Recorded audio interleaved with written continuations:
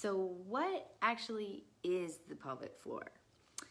When we talk about the pelvic floor, we're talking about this general area at the bottom of the trunk of your body. So this is your pelvis, and it's different layers of muscle and fascia that are connected between your pubic bone in the front, your tailbone in the back, and your right and left sits bones.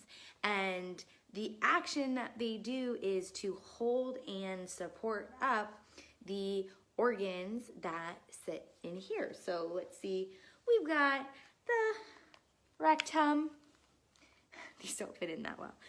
The vaginal opening and uterus, fallopian tubes, ovaries, and should have put this one in first, I think, the bladder. So your pelvic floor holds and supports these organs.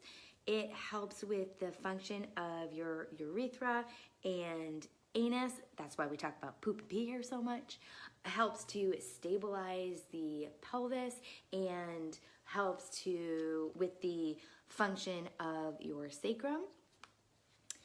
It also connects to the deep core muscles and works with them to create postural stability and is involved in your full breast cycle.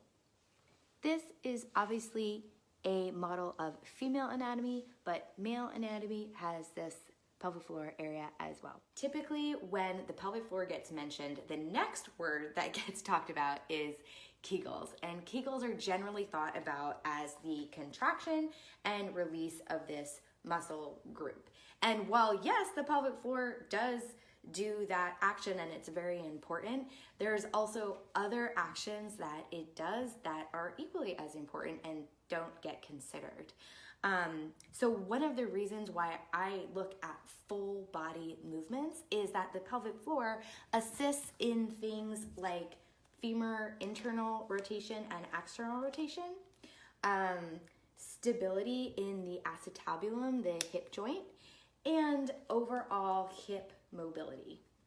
Another important thing to note here is even though we talk about it as one thing, the pelvic floor, it's actually comprised of different muscles. So this is a great drawing to see that there are separate pieces, there are separate muscles comprising the area that we call the pelvic floor.